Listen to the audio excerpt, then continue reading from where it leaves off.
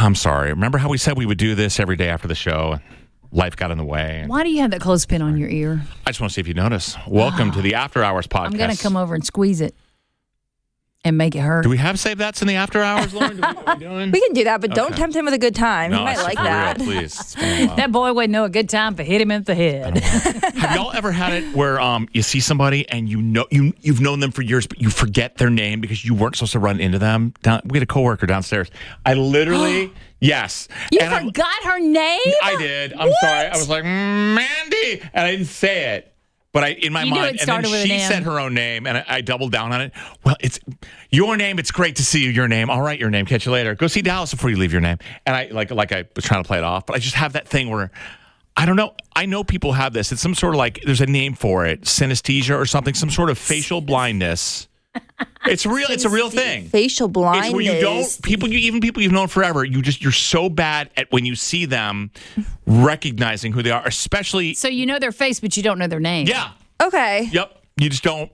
I can't. Yeah. And that happens all the time when we go to concerts and we see people that we've met a bunch of times. That's why the trick is you say to them, "It's good to see you." You never say it's good to meet you. No, it's You don't want to be rude. Good to see you. Yeah. I'm sorry if you're watching this and I said it is good to see you. And I'm sorry if it's just my own problem. Yeah. So Hey, it's good to see you. yes. So anyway, What's I thought I'd share up? that. Good to see you. Yeah. Hey. Yeah. Thought I'd share that. Well, good advice. Dallas has got a lot going on in her house right now. Well, the AC guy's coming today, right? He's actually has been there. Mm-hmm. And I just got the diagnosis from. Oh no, her AC is semi-busted. Let's see. And in this here. weather right now, oof, Yes, you you do don't not need want It's that. only the that. one upstairs. Okay. Yeah, but still. I got the rest of the house is cool. But still. Looks like it might be a control board. Oh, remember earlier what I said? I said it's the controller. So he's going to replace it. Had to order it. Takes a couple of days. Is it under Here's the warranty? good news. What? The board is covered by the 10-year warranty. We do have to pay for labor for him to come put it in. But that's no biggie. All right. If replacing that doesn't fix the problem, we'll go to replace the other part. They're going to say if replacing it doesn't fix the problem. You set the house on fire and start over. Yeah. You'll just move. Find a new Move. place. I hope he made my husband understand. Okay, so when I called and made the appointment the other day, the lady said, turn it off and don't let it run. Oh, no, he didn't do So that. I've had it off, and then Scott goes and turns it on. And I'm like, if you burn something up or end up costing us thousands of dollars, I'm going to be so pissed. So I hope that this person told him, leave it off. That's like those who ignore the obvious. This might be a topic, Lauren. Write this down. And that is Let me get my those who pen the and check paper engine light came on, but they just needed to be somewhere. Yeah. I was like, I'll worry about it when I get there. And because the oil had run out, because the drain plug broke or something, you were warned and the car broke. Exactly. And it's thousands of dollars. And in then you're damage. shocked. You're And like, how did this happen? What did I do? I said, Scott, it's not blowing cold air. Well, it feels kind of cool in my room. I said, well, it's not blowing cold air. I got up this morning. It was 78 upstairs. No. Wow. And he had it on 75. So you know what I did? I turned it off. Yep. I As you said, should. and look, I opened the door to his bedroom. He's laying there butt naked, no cover, because he's hot. Sweating, yeah. So we have a whole downstairs bedroom. I was just like, why? Why are you doing this? Was it you were telling me that he also sleeps the way my kids sleep sometimes, not butt with naked? his legs up in the Yeah, air. Weird. legs in the air crossed. So weird. That is, I'm sorry. It is the weirdest thing ever. I walked into my kids' room because I wake them up, because if you don't wake them up You at 8 thought a.m. they were awake, didn't you? I'm like, Me oh, too. buddy, and he's like he's snoring. Yeah. With his legs up in Yeah. the air. They look possessed. It's crazy. His legs weird. are crossed. Yeah. It's so weird. That's weird. Anyways, I hope that the AC guy said, please leave the unit off. When we last did a podcast, I believe one of the last things we talked about was Clay, your husband, Lauren, his insatiable habit of inviting people over and agreeing to this and making plans before, informing you of these things. Yeah, Yes. Clay's got a little taste of his own medicine. Running the Yes. Airbnb out of your apartment. Yeah, we haven't ran into that problem, thankfully, here in probably the last month or two. And I don't think you will anytime soon. No, I had a good talking to him the last time that happened, and we got on the same page. So, He got a taste of it when you're... Yes, and then I had a friend who loved her to death. She kind of overstayed her welcome a little bit, and And he finally got a taste of his own medicine. He was like, all right, I understand now how it can be hard to have people here all weekend long like this. Exactly. So, yeah. Yeah, because they were his friends. It was cool. It was fun. Exactly. But when it's my friend, he was like, I love her, but... Giant inconvenience, go home. Exactly. That's right. Listen, if it's going to work one way, it's got to work both ways. Yeah, so we don't have anyone staying at our place anytime soon, thank God. That's always good when the calendar's clear. Yeah, but I mean, we have lots of plans, but we just, nobody's coming to our place. At the house. Yeah, which is nice. Oh, I hated running that like Airbnb. Yeah, that's not good. Also, things that we hate. Are we allowed to talk about the adventure that you went on before you went to the Dominican Republic? Yeah, okay. Let's go ahead. Okay, there reaches a certain point in your life where you say, okay, give me convenience or give me death. And things that were okay when you're in high school or in college, you hit a certain point in your life. What am I doing? This is awful, where you need to sleep and you need to rest, and you staying up all night, getting loaded and rebounding to get brunch at 8 a.m. the next day. It's not going to happen. 8 a.m.? I'm Who's just saying. brunching at 8? I don't know. No, nobody was up that early. I don't know. I'm just saying. It was a miracle if we all got to the beach by 11:30. Oh, that's still too early. No, you guys were staying with a bunch of friends who hadn't seen each other in a long time, and you'd had this tradition where you guys just rent a big place, and it's kind of whoever gets there first gets the choice of the bedrooms, even though you all chipped in the same amount of money. Yeah, so it's...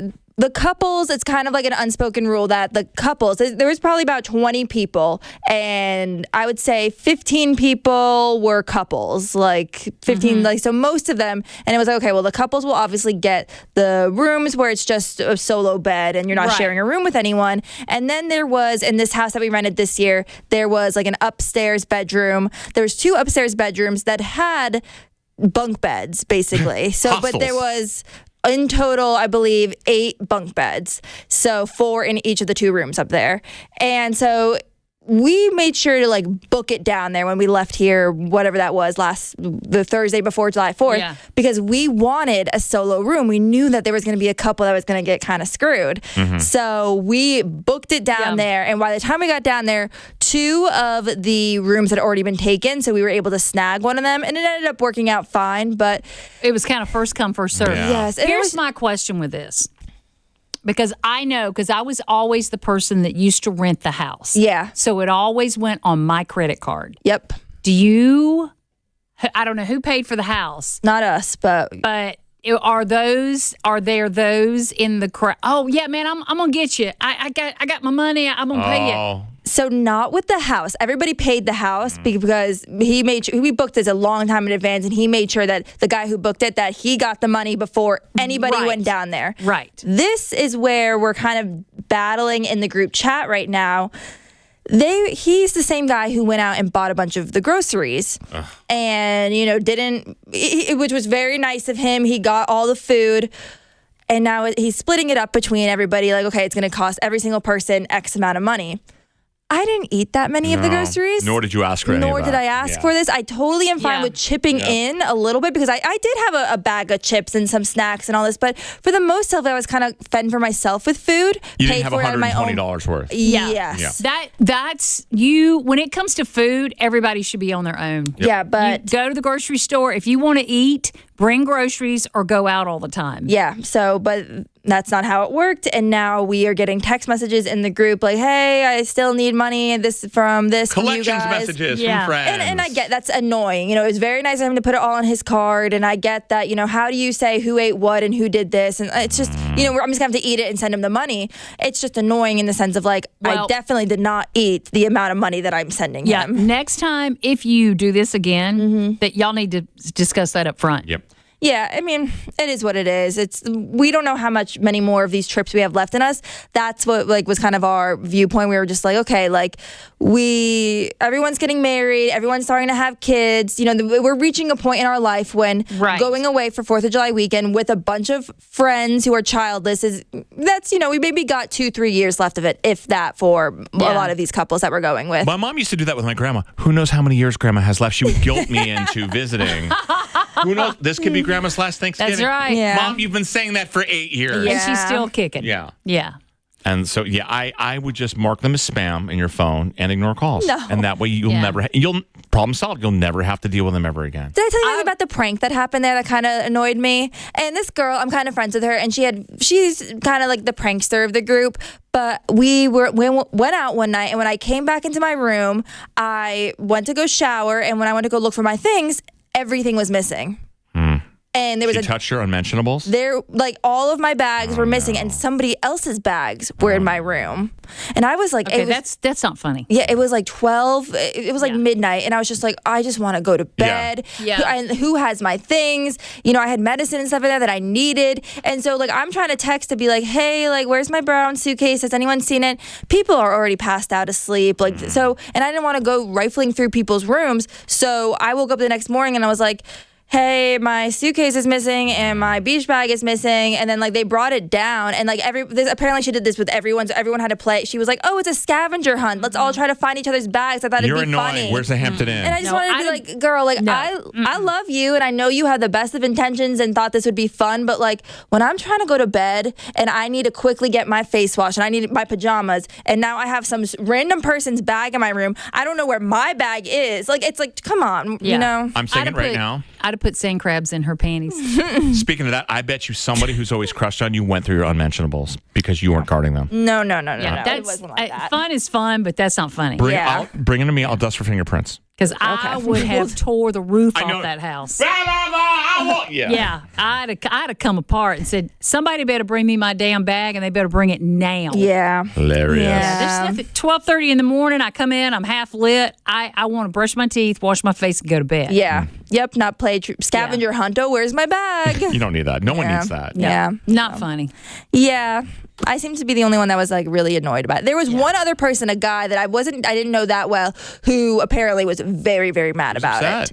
Don't touch my stuff. I know. I tried to play it off as like, yeah. But like deep down, I was like, oh my God, girl, come on. Mm-hmm. No one needs it. Yeah. I'd have said, you know what I'd have said.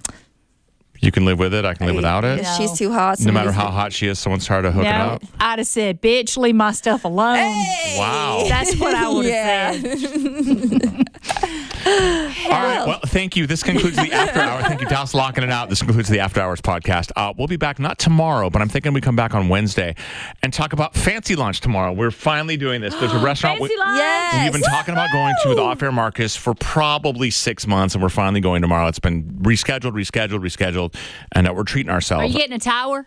We're getting a tower. Uh-oh. There's this thing called the Seafood Tower, and it's amazing. And tomorrow we are checking this out, and I can't wait. And we're going to fancy lunch, so I'm actually going to wear pants because this place frowns on shorts. That should be the name of the place, Frowns on Shorts. So we will talk to you on Wednesday afternoon. Thank you for listening.